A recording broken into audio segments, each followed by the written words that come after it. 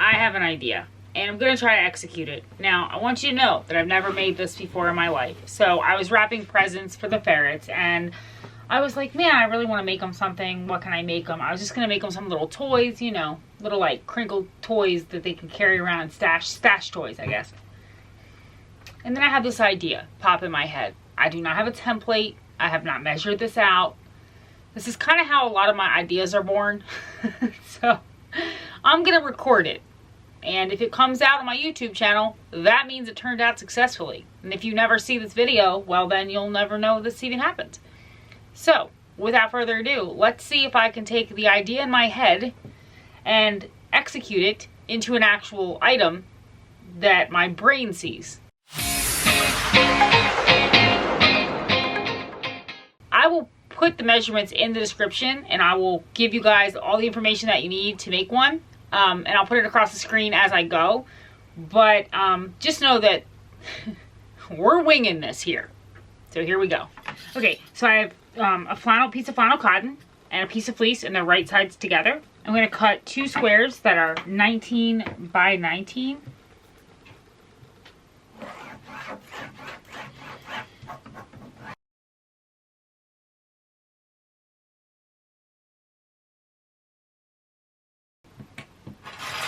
You don't have to like really clip these too much. We're gonna make these hidey holes, so we're just clipping this so we can do the hidey hole portion, and then we will unclip it anyway. So just clip it enough so that they stay in place. I got a new fresh pair of scissors. I'm super excited about it. These are the best scissors. They're amazing with cutting fleece. All right. Just fold this up and sit it aside for a second. You're gonna need 4 of these total. So you're gonna wanna cut 4 19 by 19 squares. You only need to clip 2 of them. Okay, so now you should have this piece left. When you open up, it's gonna be about 42 inches wide after you take off your salvage edges, this white stuff. So get a piece of fleece that matches this size. Put it right side facing the fleece, so right sides are together. And then we're going to measure 14 inches wide.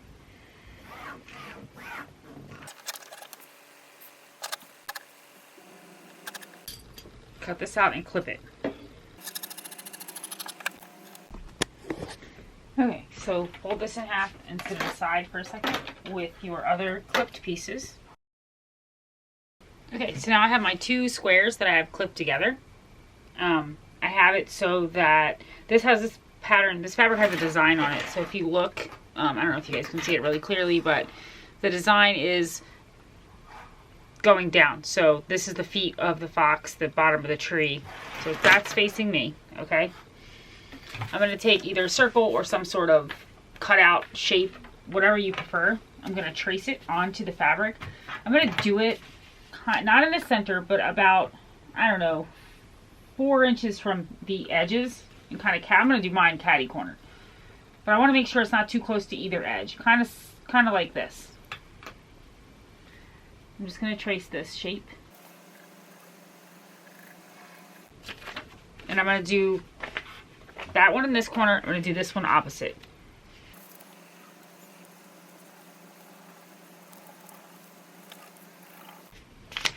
Alright, just going to darken these lines a little. Alright, I'm going to fold this up for a second, sit them aside, grab your clipped together rectangle piece. You want to do the same thing. You want to make sure that the pattern is facing down to you. We're going to find the center. For me, it's got a line in it, so it's not that hard to do. We're going to trace our heart again. We're going to do it right in the center.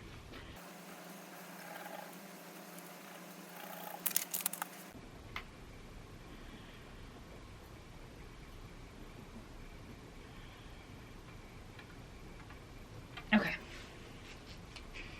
You're going to go over to your sewing machine on all 3 of these pieces, and you are going to stitch all the way around the hearts.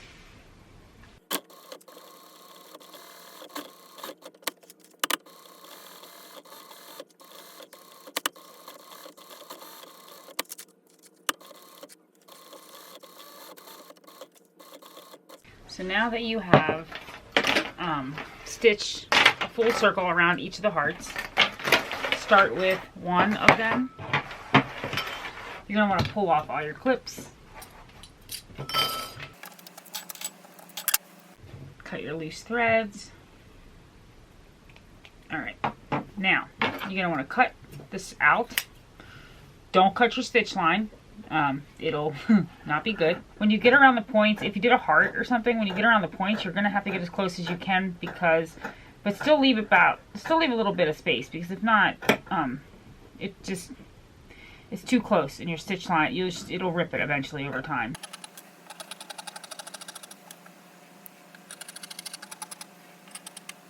So you should have something that looks like this.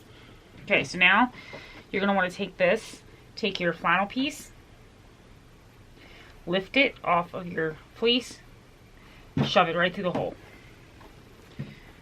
Now you want your wrong sides facing together. So grab it, pull it through, shake it. Now when you do these hearts, what I've learned is you're going to have to stick your hand in here and poke out your point. Don't poke too hard, because you will rip it. So now what you want to do is line up your pieces. Sometimes they're not lined up 100%, because when you do the flip inside out, you kind of shift the fabric around a little and it causes you to not line up 100%.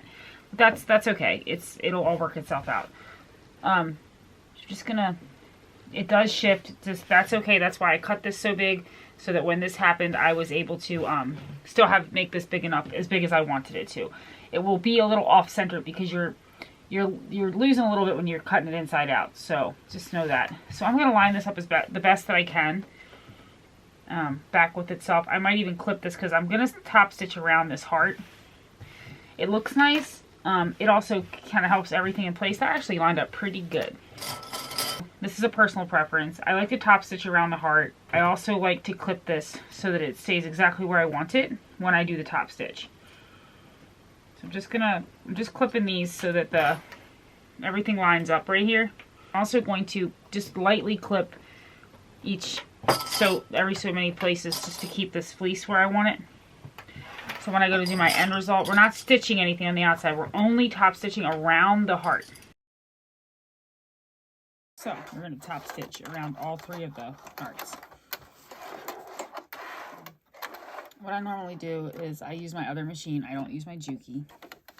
I can move my needle on this machine, so I'm going to move it all the way to the right, so that it leaves me about a 1/4 inch space between the edge and the top stitch. So it'll look cute.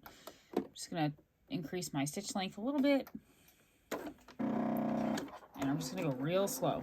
I'm going to keep my presser foot along the edge of the opening of the heart to make sure that my stitch stays the same width all the way around. And then it runs back into itself and lines up. Now this just goes slow. You can do this if you go slow. Just remember that I taught myself how to sew, and that when I started my channel, I just really learned how to sew minor things. Anything is possible. When you get to these points, you might want to go down a little bit, down and out a little bit.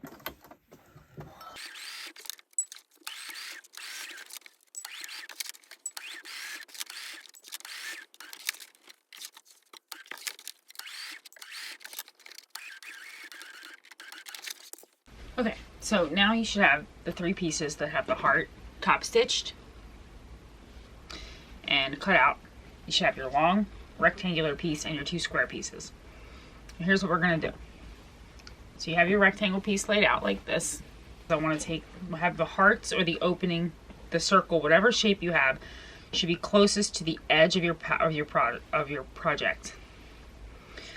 So take both your squares and kind of sit them on top of your rectangle. And you should have something like this. I'm going to come from a different angle so you can see it. Okay, so now you guys can see a little bit better. But basically, you have a square on each end of your rectangle piece. And you want the heart, the opening, whether it's your heart or a circle, whatever it is on each square piece, to be furthest to the edge. So you don't want it like this, where that's really close to your rectangle. You want it furthest away. So what you're going to want to do is to start with one end. Now, this is about 18 inches wide by 18 inches wide now that I've sewn this heart. This is about 14 inches or so. You want to center it so that it's even amounts of space on the sides here. And I'm going to bring you guys around like this. So here's one of my ends. I want to put this so that this square piece is centered to this rectangle. So there should be about 2 inches on each side here. And then you're going to line this up the best that, whatever, you can even measure it if you want to be really precise. I probably should, but I'm not. I'm just going to flip this over so that they're right sides together. I'm going to line up the edges.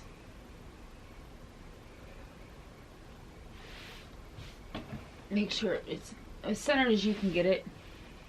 I'm going to go down and clip this in place. So now you've got that edge clipped together. You're going to do the same thing to the other side. So you would have it like this, and then you bring them right sides together. You should have something that looks like this. And these two square pieces should kind of be lined up. And then you're going to stitch across the edge on each side, all the way down. You're going to stitch this in place.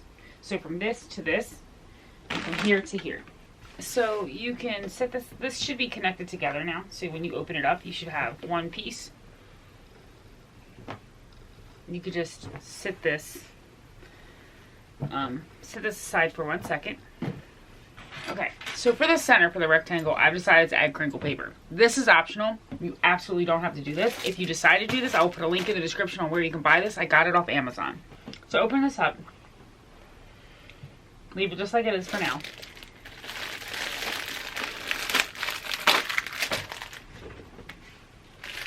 Okay, so for crinkle paper, let's see if this piece is long enough. It looks like it is. Oh, yes. Okay. That's perfect. Okay. Just make this a little bit, you want this about 1 inch bigger on all 4 sides than your piece. So this actually, crazy enough, is like the perfect size. Let me just cut this off. So now what you want to do is your fabric is still together. Okay, so for crinkle paper, I want to hide it from the ferrets. I don't want them to have access to it. We're going to lay it on top of your piece. Now, your crinkle paper is going to be bigger than your actual fabric. That's good. That's what you want. You're going to want to take your crinkle paper and you're going to line the edges of it up with the edge of your project. So the edge of your fabric. And you're just going to clip it in place. You do that all the way around. It's going to create a bubble in the center of crinkle paper. So it'll be like a bubble of crinkle paper. That's what you want. You don't want it to be flush. If it's flush, it's not going to crinkle. Not the way that you want. So I'm going to start with the sides and then I will worry about the ends in a second.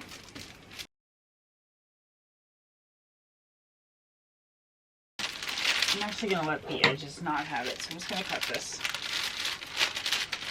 So this is where we're going to connect our other piece anyway. Okay, so you want to take this to your sewing machine. You're going to want to pick one of your short ends. I'm going to start right here. I'm going to leave about a 6-inch opening. I'm going to start here, back stitch, go all the way around, and stop here and back stitch. And I'm only going to do like a quarter, maybe not even a 1/4 inch seam. The smallest seam that you can, because you're only doing this to hide the paper. We're going to be re-stitching this anyway to hold it in place.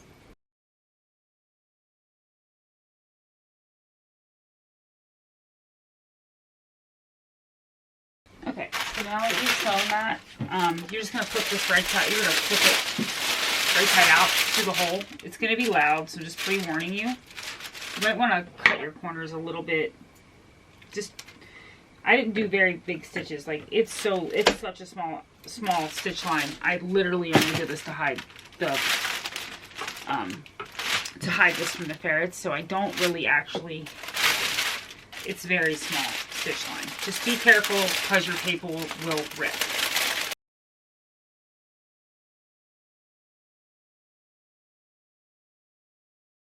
grab your square piece that you cut out that isn't clipped. Remember, the right sides together. So take them apart and put your right sides of your fleece facing down and the right side of your flannel facing up. So basically you want them wrong sides together now.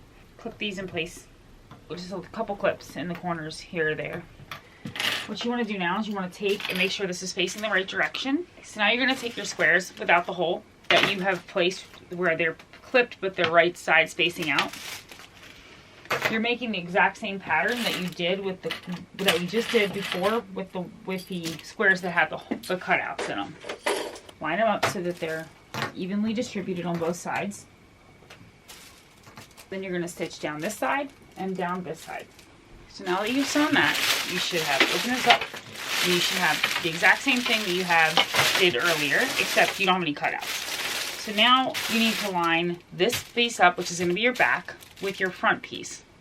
Okay, so to do that, I'm going to be lining up my seams right here. That's what I'm going to use as to line up with.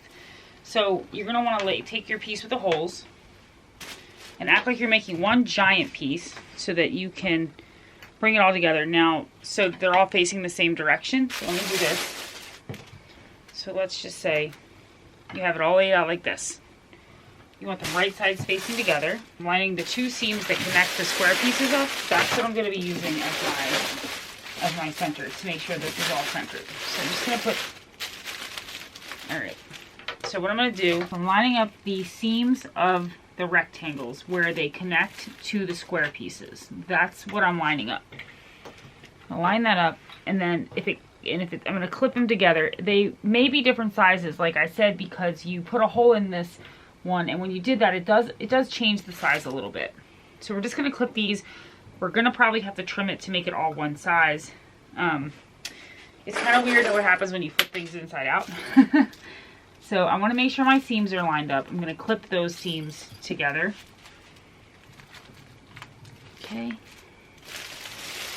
Now I'm going to go through and I'm going to continue to line it up so that the other seams match.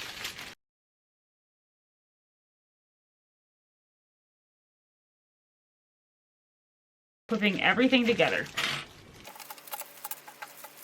We need to make sure that the squares line up. What you don't want is for them not to line up and then you sew them and you miss pieces. You don't want to do that. You want to make sure that when you go to your sewing machine, you're catching all of the layers together, or else you'll have a hole in your project, and you don't want that. Okay, so now you should have this all connected. I'm just laying them like this to take them to my sewing machine, and you're just going to sew all the way around the whole thing. You don't have to leave an opening. So just sew around the entire project.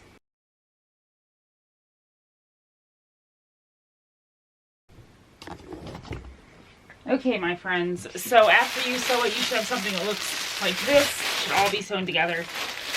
Please, please make sure you go around and check all your edges and make sure that it is stitched. I flipped this right side out a second ago to double check.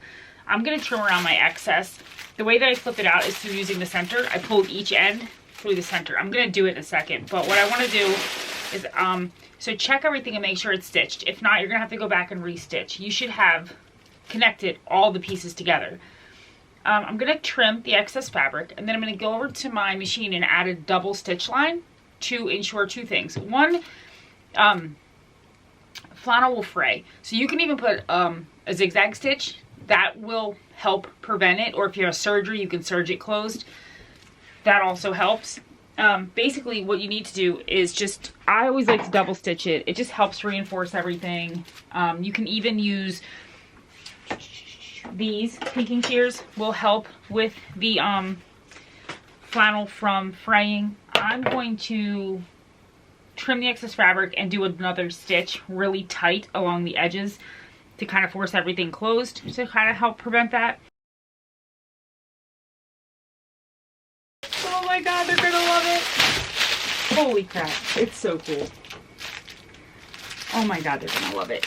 They're gonna love it. That's amazing. Yes. Merry Christmas to my babies. Merry Christmas to my babies. Oh my gosh. Best last minute Christmas present ever. And here we go. Look at this. Oh my goodness, look at this.